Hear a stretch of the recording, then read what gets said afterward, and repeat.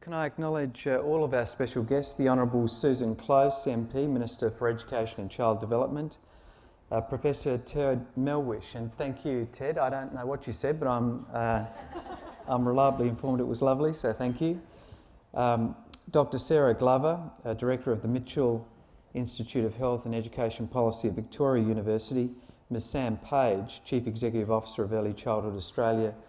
Ladies and gentlemen, and I should acknowledge that we gather today on the traditional lands of the Kaurna people and that we recognise their relationship with their country. Well, Jane's right. I think this is really the centre of the universe in terms of public policy. Early childhood development, really, if you consider all of the challenges that we face as a community, I think many of the solutions can be traced back to the early years of the development of children. Whether it's their health trajectory, their physical development, their mental development, whether it's their well-being, their capacity to form relationships, whether it's their learning trajectory, their capacity to understand and develop their creativity and to assimilate all of the complexity of the world and make a success of themselves. Whether it's the general level of capability of our citizens and meeting the great productivity challenges that we face as a nation, all of these things can be traced back to early childhood development. So I think it is the most important thing that we can discuss. And if you're interested in return for effort, this is probably the biggest bang you can get for your buck as well. Every dollar of investment in early childhood development gives you massive returns. And to flip it round the other way, for every episode of damage and neglect and impairment of a child's development, the cost associated with remedying that is tenfold what it might be if we were able to intervene early. So at every level, this recommends itself as the most significant public policy issue in front of us. And today I want to talk a little bit about why I'm passionate about this topic and also outline a vision for a better preschool system, a better system of early childhood development for our nation. And I want to announce a national reform proposal that I'll be presenting to the COAG meeting of government leaders next month on the 11th of December. The reason that I'm motivated about this is at a number of levels. At a personal level, watching the intellectual and social development of my two little daughters and watching how children are incredibly capable and ready to assimilate new ideas and learnings and growth from the earliest stages. And that was only enlivened for me when I also began to understand the scientific basis for these issues.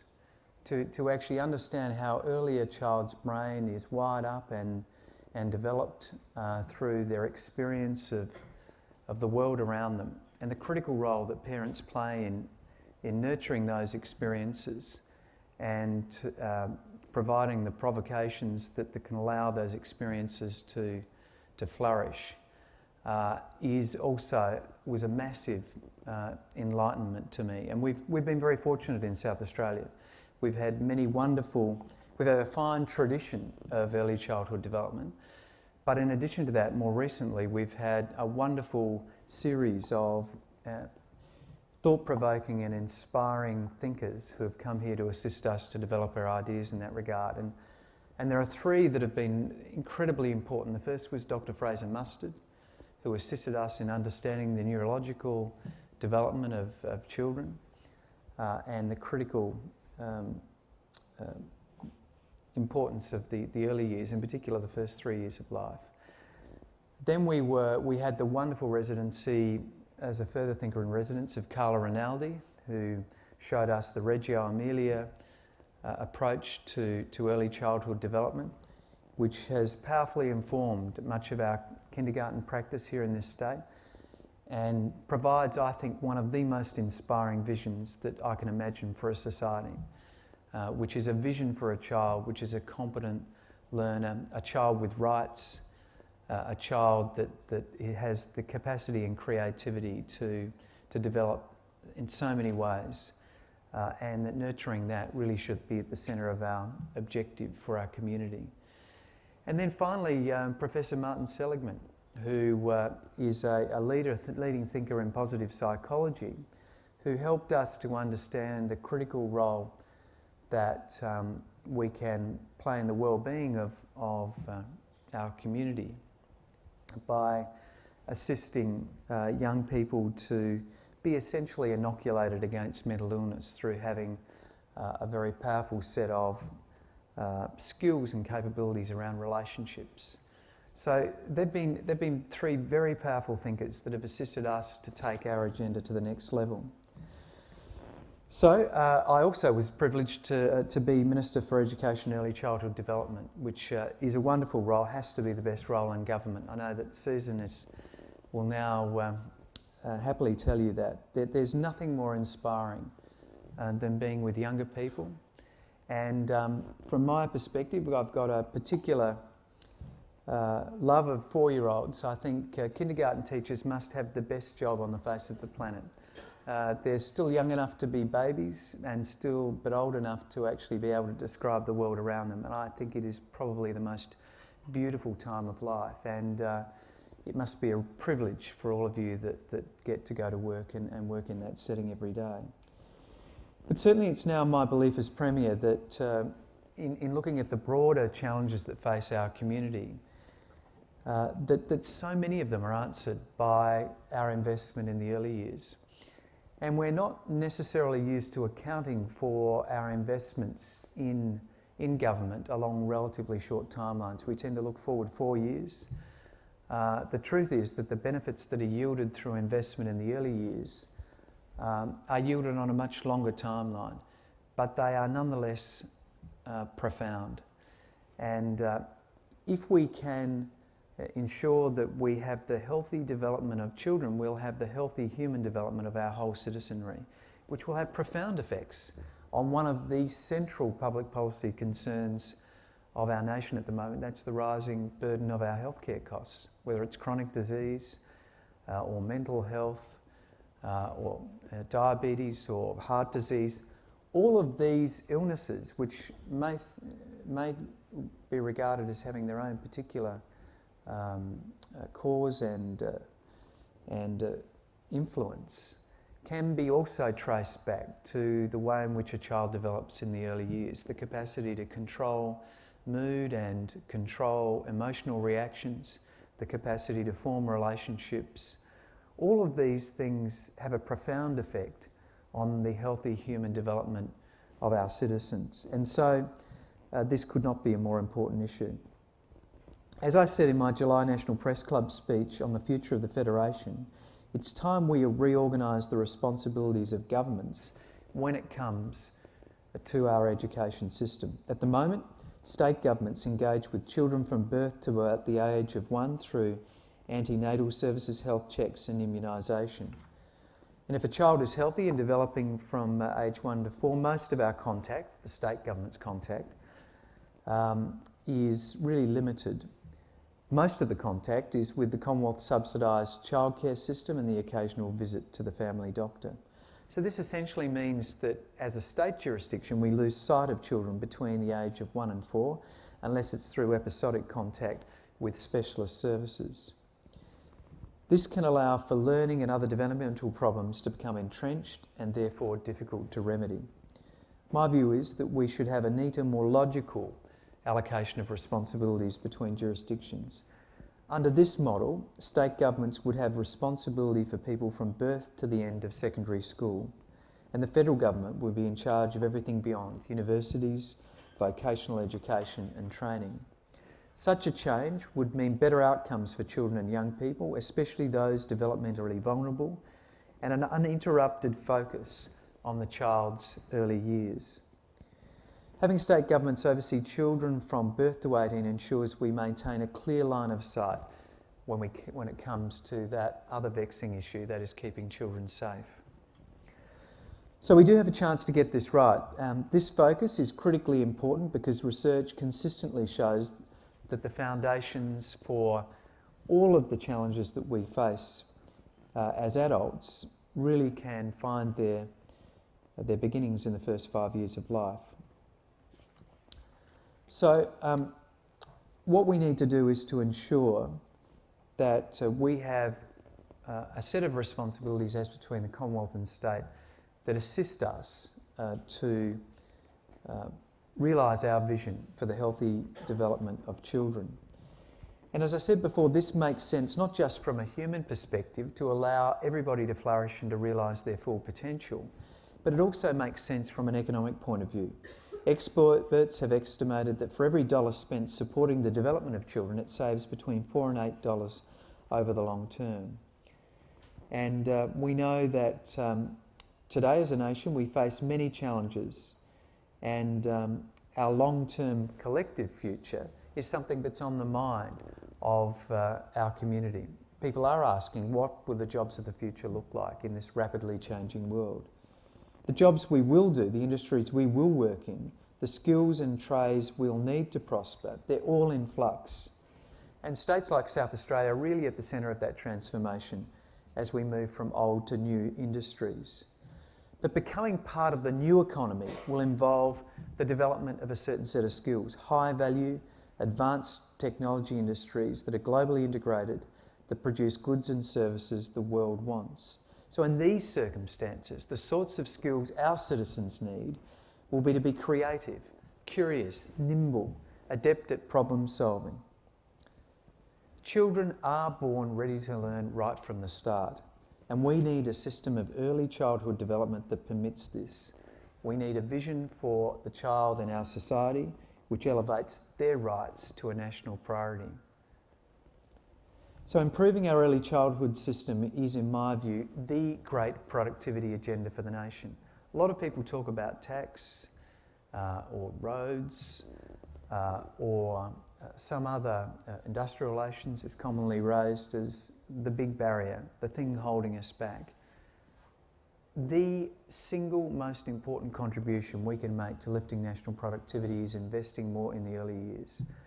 And I heard the Professor earlier, just as he was concluding, talking about the investment that China has made in their ambitions.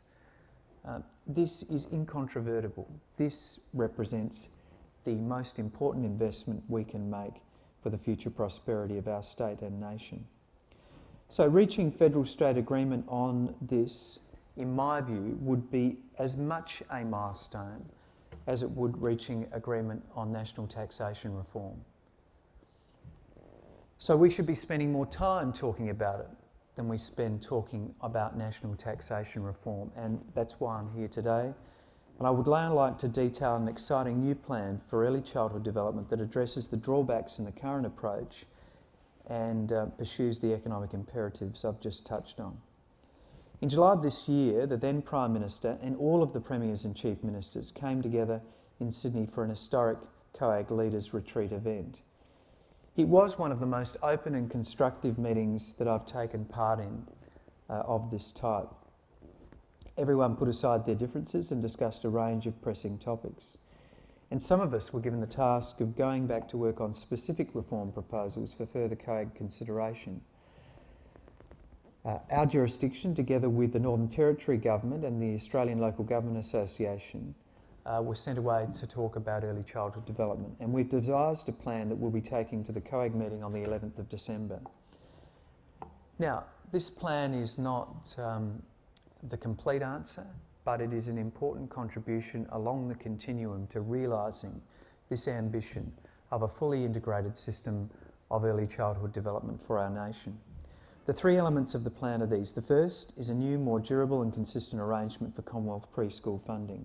At the moment, as you'd all know to your concern, federal funding for preschools is provided through short-term funding agreements that are renewed every 1 or 2 years. It makes it hard for parents and providers to plan for their child's education and care for the year ahead. What I propose is an ongoing preschool funding agreement with the Commonwealth where all children, no matter where they live and what kind of preschool they attend, will be entitled to the same level of funding on an ongoing basis. This would put early childhood education on an equal footing with other critical human services such as health, housing and schooling. The second element of our plan is to change the subsidy rules and remove the barriers that currently prevent preschools from being able to offer care outside of preschool hours. The feedback I'm receiving through online consultation is that busy working families want preschools to provide this care so they don't have to move their children from one centre to another during the day. This obviously will be convenient for parents and in some cases make it possible for them to enter the workforce. Obviously, a plan of this sort needs to ensure that we don't sacrifice quality as we move to this greater sense of accessibility.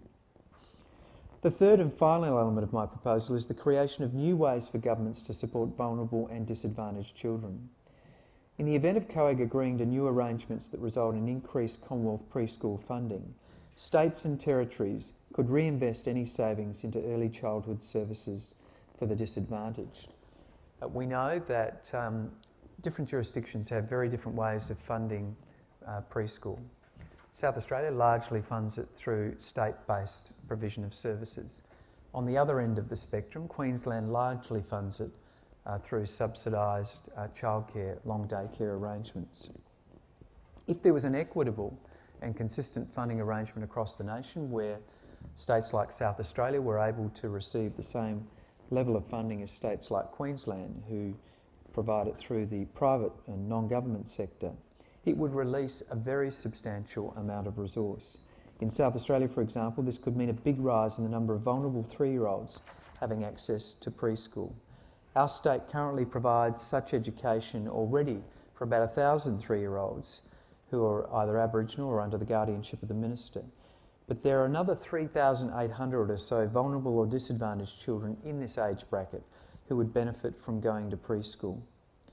Increasing access to early childhood education for disadvantaged or vulnerable children, as we've just heard from the Professor, improves their chances disproportionately of fulfilling their potential. It also reduces long-term spending in schooling, justice and healthcare systems.